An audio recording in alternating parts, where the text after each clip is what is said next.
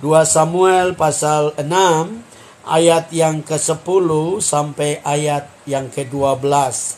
Sebab itu Daud tidak mau memindahkan tabut Tuhan itu ke tempatnya, ke kota Daud, tetapi Daud menyimpang dan membawanya ke rumah Obed-Edom, orang Gad itu. 3 bulan lamanya tabut Tuhan itu tinggal di rumah Obed-Edom, orang Gad itu. Dan Tuhan memberkati Obed-Edom dan seisi rumahnya. Diberitahukanlah kepada Raja Daud demikian. Tuhan memberkati seisi rumah Obed-Edom dan segala yang ada padanya oleh karena tabut Allah itu. Lalu Daud pergi mengangkat tabut Allah itu dari rumah Obed-Edom ke kota Daud dengan sukacita.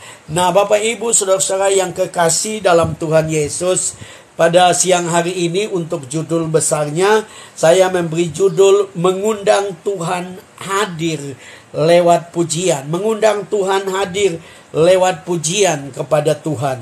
Nah, Bapak Ibu saudara-saudara yang kekasih dalam Tuhan Yesus, kita semua percaya bahwa Tuhan kita adalah Tuhan yang maha hadir. Itu adalah benar. Tuhan kita maha hadir. Dia hadir di mana saja berada, dia bisa hadir. Karena dia adalah Allah yang maha hadir. Tetapi saya percaya ada sesuatu yang berbeda, ya. Kehadirannya berbeda apabila kita mengundang dia hadir. Apabila kita mengundang dia hadir dalam hidup kita, apabila kita mengundang dia hadir dalam rumah tangga kita, apabila kita mengundang dia hadir di dalam pekerjaan kita, apabila kita mengundang hadir dalam bisnis kita, apabila kita mengundang dia hadir dalam rumah tangga kita, apabila kita mengundang dia hadir dalam masa depan kita, maka itu akan menjadi berbeda. Karena kehadiran Tuhan akan hadir dengan penuh dengan kemuliaan, akan hadir dengan kuat kuasa, akan hadir dengan begitu banyak anugerah dan berkat yang dicurahkan.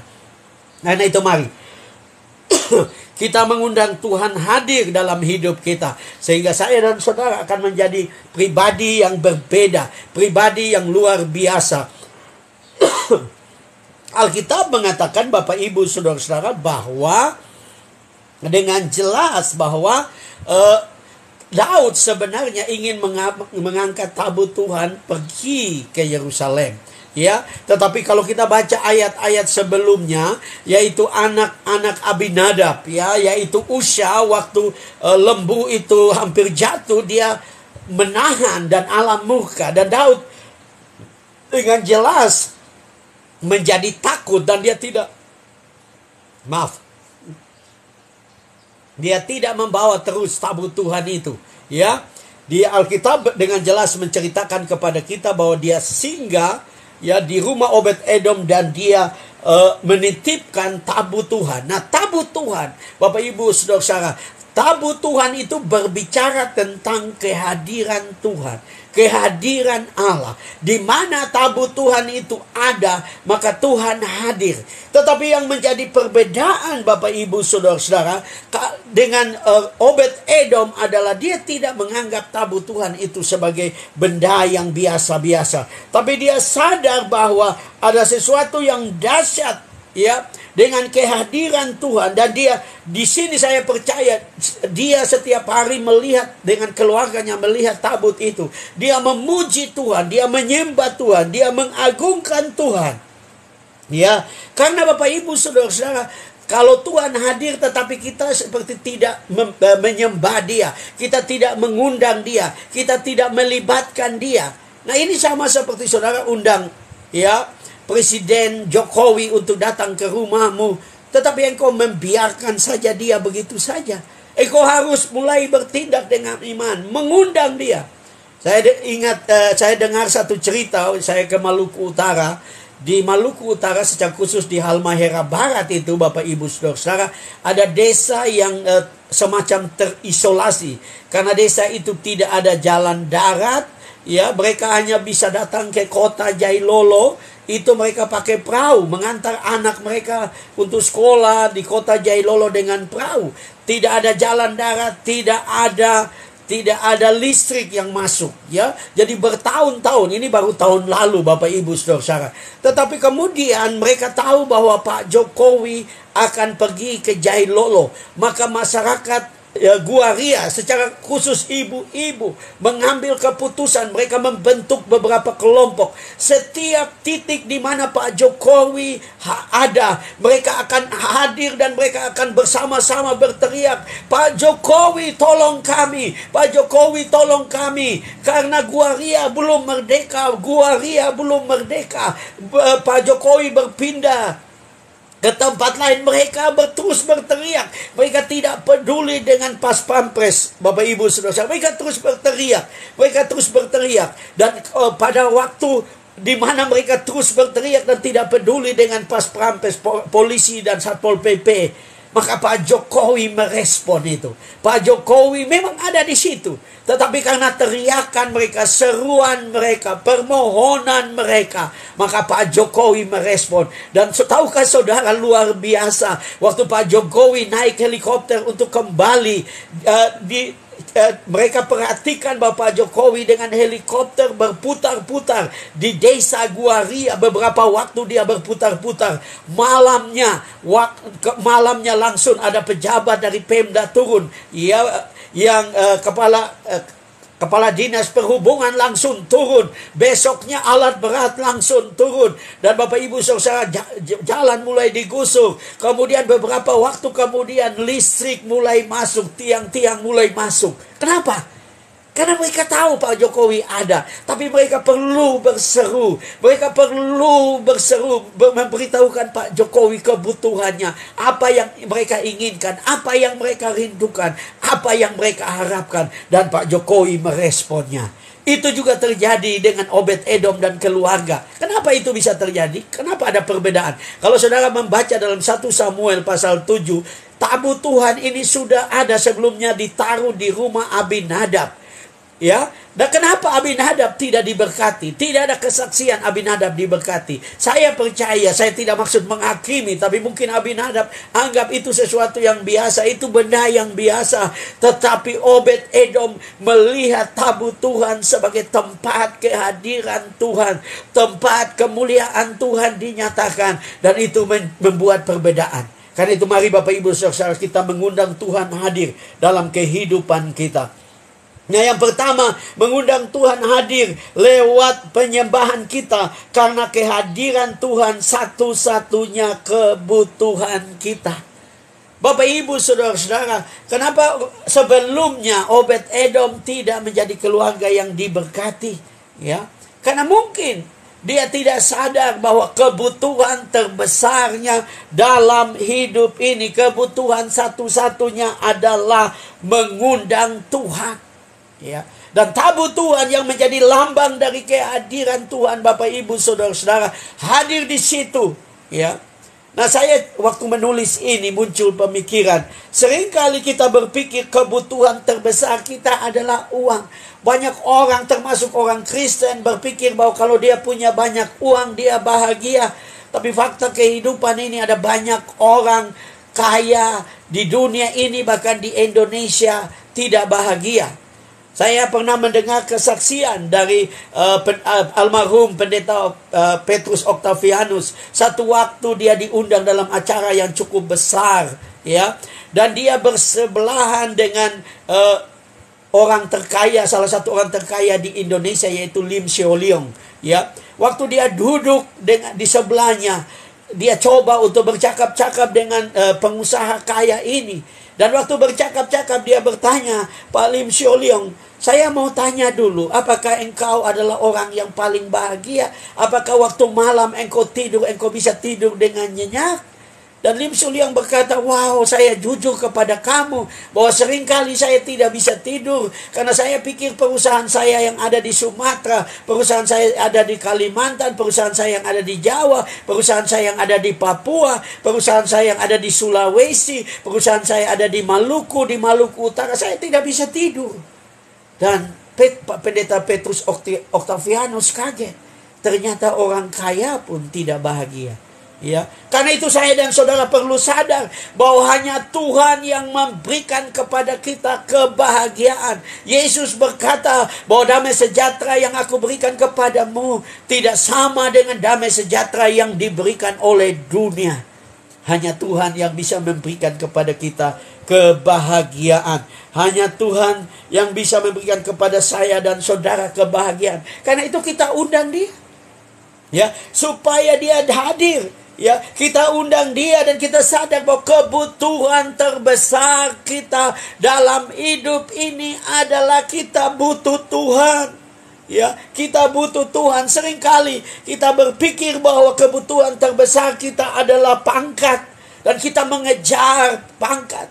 Ya, kita jilat ya sana sini, kita jilat untuk mendapatkan kedudukan, mendapatkan pangkat. Ya, kita pikir bahwa kebahagiaan terbesar kita adalah kepopuleran, dan kita berusaha dengan berbagai cara untuk kita menjadi populer.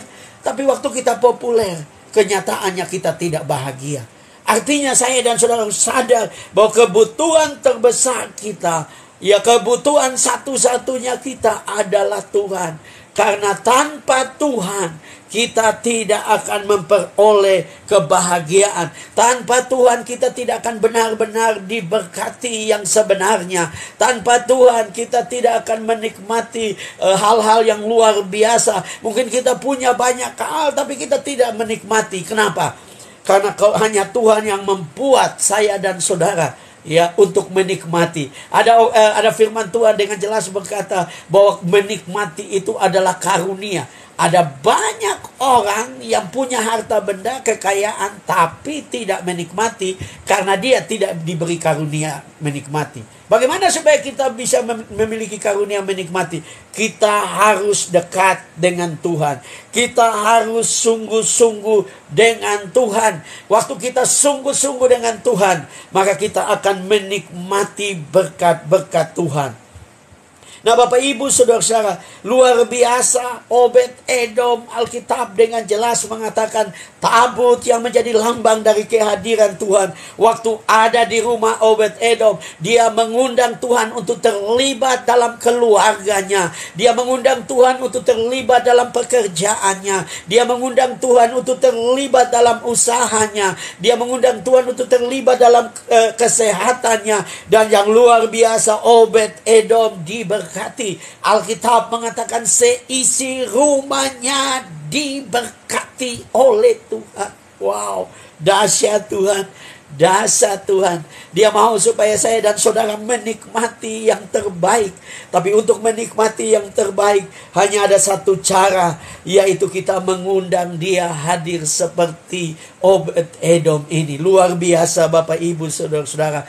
Saya sendiri sadar bahwa saya membutuhkan Tuhan. Kebutuhan terbesar saya bukanlah kekayaan, karena kekayaan bisa hilang. Bukanlah pangkat, karena pangkat bisa hilang. Bukanlah kepopuleran, karena kepopuleran bisa habis. Bukanlah apapun saudara. Kebutuhan terbesar kita adalah Tuhan. Waktu Tuhan hadir, perhatikan perkawinan di Kana, ya. Waktu Yesus hadir bersama keluarga, ada yang menafsirkan, ya, ada yang menafsirkan bahwa yang mengundang Yesus dan ibunya hadir karena masih ada hubungan keluarga. Artinya Yesus hadir karena keluarga saja, ya. Dan di situ dikatakan bahwa mereka kehabisan anggur. Luar biasa kisah ini Bapak Ibu saudara. Kalau engkau teliti dengan baik, engkau akan menemukan orang Israel tidak mungkin bisa mengadakan pesta pernikahan dan habis anggur. Kenapa? Karena orang Israel itu menyiapkan pernikahan buat anak-anak mereka itu 7 tahun mereka siapkan. Ya, dalam tradisi itu 7 tahun mereka siapkan. Nah, waktu mereka siapkan 7 tahun dan mereka akan pestanya 7 hari, itu pasti tidak akan habis. Tapi itulah keadaan manusia. Itulah kenyataan manusia. Saudara mau siapkan bagaimanapun kehidupan ini, saudara mau siapkan kekayaan berapapun, itu bisa habis. Dan kita tahu mereka kehabisan anggur. Dan kemudian ya ibu Yesus meminta kepada Yesus untuk menolong mereka. Tapi Yesus berkata, waktuku belum tiba ibu. Tapi waktu Yesus melihat kebutuhan itu, Alkitab dengan jelas dia menyuruh pelayan-pelayan untuk mencedok air yang dipakai itu 6 tempayan itu adalah air untuk pencucian kaki. Karena di Palestina orang pesta itu mereka duduk di lantai dapat dikatakan, atau di karpet ya. Sehingga mereka yang datang dari jauh dengan berjalan kaki pasti kaki mereka penuh dengan debu, karena pada zaman itu belum ada aspal. Tetapi Alkitab dengan jelas Yesus menyuruh pelayan-pelayan mencedok air cuci kaki yang ada di tempayan dan bawa kepada pemimpin pesta. Dan pemimpin pesta waktu dia mencoba anggur itu, dia berkata, orang biasanya menyiapkan anggur terbaik dulu baru yang kurang baik, tapi engkau menyiapkan anggur yang terbaik sampai sekarang. Itu menjadi lambang bahwa kalau Tuhan diundang terlibat dalam rumah tangga kita, Tuhan diundang terlibat dalam pekerjaan kita, Tuhan diundang terlibat dalam usaha kita, Tuhan diundang terlibat dalam kesehatan kita, Tuhan diundang terlibat untuk anak-anak kita, untuk masa depan kita, maka Tuhan akan memberikan yang terbaik dan tidak akan habis. Kenapa saya katakan tidak akan habis? Karena menurut perhitungan 6 tempayan itu akan menghasilkan 750 liter anggur, dan tidak ada pesta di Israel yang bisa menghabiskan 750 liter anggur. Karena apa? Karena Tuhan kalau dia melakukan mujizat, dia melakukan yang terbaik, bahkan berkelimpahan, bahkan berlebihan. Karena itu undang Yesus hadir dalam hidupmu, dalam rumah tanggamu, dalam pekerjaanmu. Maka saya dan saudara akan melihat hal-hal yang dahsyat, akan melihat perbuatan-perbuatan Tuhan yang dahsyat. Mungkin engkau bertanya, Pak Pendeta, bagaimana mengundang Tuhan hadir? Saya sudah katakan, caranya sederhana, yaitu saya dan saudara berdoa, memuji dan menyembah Tuhan setiap hari. Dan kalau dia hadir, saya tidak tahu kebutuhanmu pagi ini, pergumulanmu, buat keluargamu, buat rumah tanggamu, buat anak-anakmu, buat suami, buat istri, buat orang tuamu, buat masa depan. Saya tidak tahu. Tapi kalau engkau hadir sama seperti Obed-Edom, tidak sekedar, kalau engkau mengundang Tuhan hadir, dan engkau tidak sekedar membiarkan Tuhan begitu saja, tapi engkau melibatkan Tuhan sama seperti Obed-Edom, menyembah dia, memuliakan dia. Obed-Edom setiap pagi memuji Tuhan, menyembah dia. Dan apa yang terjadi? Obed-Edom diberkati. Obed-Edom diberkati. Obed-Edom diberkati oleh Tuhan. Apapun pergumulanmu, undang dia. Sesuatu yang sederhana. Ada ungkapan yang baik yang dikatakan Bapak Ibu Saudara, bahwa Tuhan itu adalah Tuhan yang sangat baik, terlalu baik, luar biasa baik dalam kehidupan kita. Yang kedua, Bapak Ibu Saudara, mengundang Tuhan hadir lewat penyembahan kita. Karena ketika Tuhan hadir, Ia akan menyatakan kemuliaannya. Bapak Ibu Saudara, waktu kabar diberitahukan ya kepada Yesus oleh utusan Maria dan Marta, mereka berkata bahwa Tuhan, saudaramu yang engkau kasihi yaitu Lazarus sedang sakit. Nah, itu perjalanannya 2 hari. Saya percaya Lazarus dalam sakit yang sangat serius. Dia sakit sangat serius sehingga Maria dan Marta mengutus orang untuk berjalan 2 hari. Ya, waktu Yesus mendengar kabar itu, Yesus berkata bahwa penyakit itu tidak akan membawa kematian, tetapi penyakit itu akan mendatangkan kemuliaan bagi anak Allah. Karena kalau kita mengundang Tuhan hadir, bukan sekedar dia hadir secara umum sebagai Tuhan yang maha hadir, tapi kalau kita mengundang dia hadir, dia akan menyatakan kemuliaannya, dia akan menyatakan kebesarannya, dia akan menyatakan keagungannya, dia akan menyatakan kuasanya di tengah-tengah kehidupan kita. Karena itu mari undang dia hadir. Libatkan dia dalam kehidupanmu. Libatkan dia dalam kehidupanmu. Karena dia Tuhan yang baik, Tuhan yang luar biasa. Bapak Ibu Saudara, Obed Edom, saya percaya setiap pagi, setiap malam dia menghadap tabut Tuhan itu sebagai tanda kehadiran Tuhan, dan dia menyembah Tuhan, dia menyembah Tuhan, dia memuji Tuhan, dia mengagungkan Tuhan. Maka apa yang terjadi? Alkitab mengatakan bahwa dia diberkati. Saya percaya bukan berkat yang biasa, ya. Saya percaya bukan berkat yang biasa, karena kalau saudara baca ayat-ayat tadi, ya, di dalam 2 Samuel pasal 6 ayat 10 sampai 12, itu beritanya itu sampai tersebar, ya. Beritanya sampai tersebar, sampai orang memberitahukan kepada Raja Daud bahwa Obed Edom diberkati oleh karena tabut Tuhan. Obed Edom diberkati karena kehadiran Tuhan. Obed Edom diberkati karena Tuhan ada di tengah-tengah keluarga mereka. Bapak Ibu Saudara-saudara, kalau Tuhan hadir maka kemuliaannya akan dinyatakan. Kalau Tuhan hadir, dia tidak akan memberkati setengah-setengah, tapi dia akan memberkati dengan luar biasa karena dia datang dengan kemuliaannya. Saya teringat akan apa yang dikatakan oleh Pastor Chris Manusama. Dia berkata bahwa mana mungkin kita menyembah raja dan kita tidak diberkati dengan berkat raja. Mana mungkin kita menyembah raja dan kita tidak mendapatkan fasilitas raja. Saya mengambil contoh sederhana saja. Kalau engkau menjadi ajudan dari bupati, engkau pasti akan mendapatkan fasilitas bupati. Kalau engkau menjadi asisten dari bupati, maka engkau akan mendapatkan seluruh, dapat dikatakan, berkat-berkat yang dinikmati oleh bupati. Kalau engkau tangan kanan bupati, engkau akan menikmati semua yang terbaik yang dinikmati oleh bupati juga, karena engkau dekat dengan dia. Demikian pula dengan saya dan saudara. Kalau kita menyembah raja di atas segala raja, kita akan menikmati berkat-berkat raja. Kalau kita menyembah Tuhan di atas segala Tuhan, maka kita akan mendapatkan berkat Tuhan di atas segala Tuhan.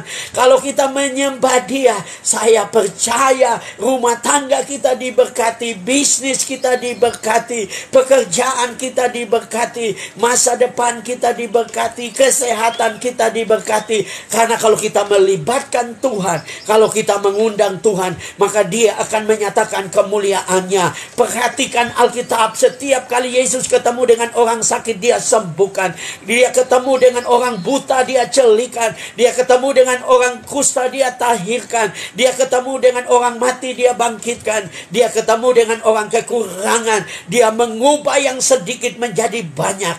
Karena Tuhan kita adalah Tuhan yang dahsyat, Tuhan yang luar biasa, Tuhan yang heran.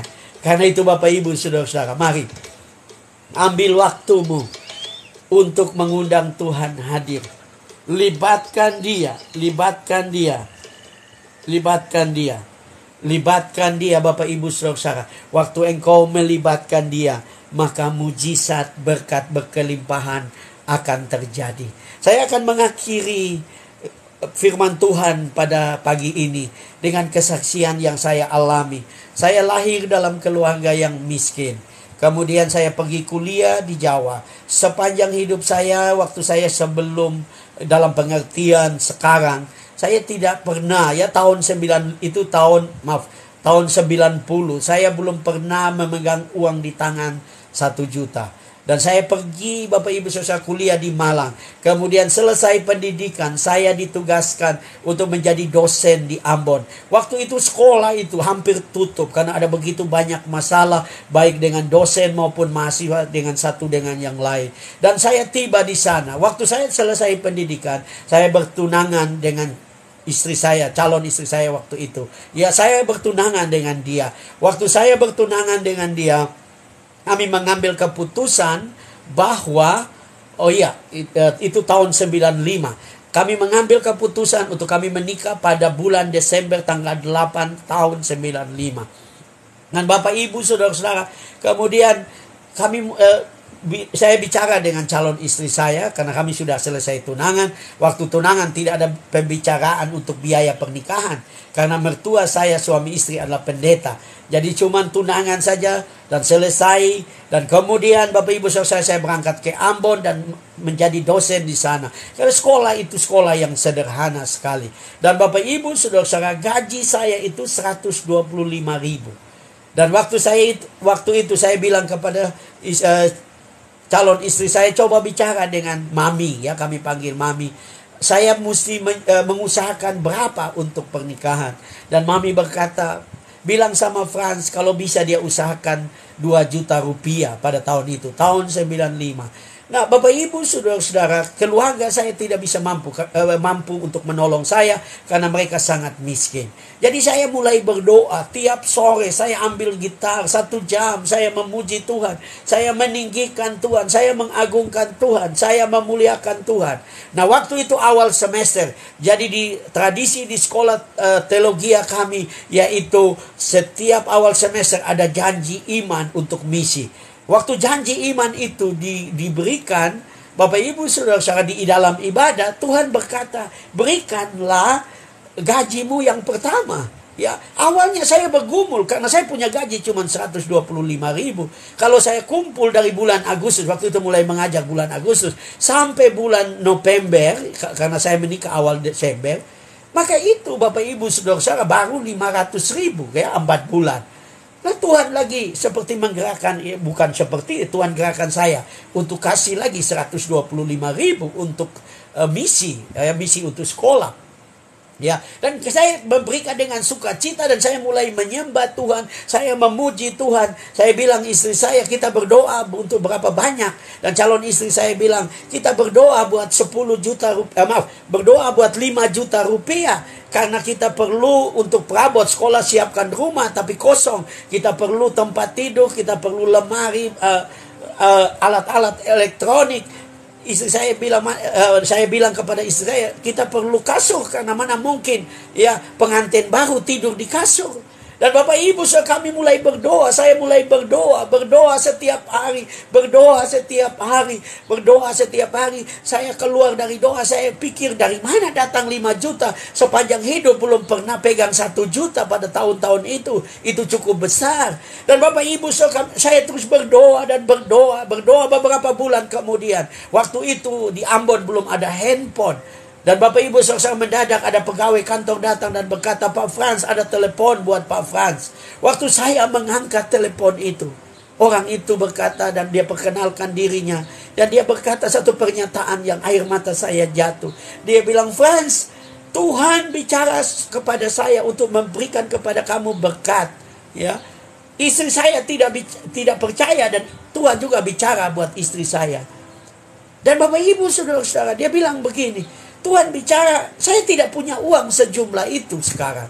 Tapi Tuhan berkata, berikan kepada kamu 10 juta rupiah untuk pernikahan Frans. Wah, waktu saya dengar itu di telepon saya menangis. Karena orang ini saya baru ketemu di telepon. Saya tahu itu Tuhan. Kalau kita mengundang dia hadir dalam pergumulan kita, masalah kita. Saya mau katakan, dia hadir dan mulai menyatakan kemuliaannya. Dia hadir dan mulai menyatakan mujizatnya. Dia hadir dan mulai menyatakan kebesarannya. Dan akhirnya orang itu memberikan kami 10 juta rupiah. Kami diberkati luar biasa. Bapak Ibu saudara, apa masalahmu pagi ini? Undang dia hadir dengan pujian penyembahan. Undang dia hadir. Sungguh-sungguh biarkan dia hadir. Dan dia menyatakan kemuliaannya dalam hidupmu.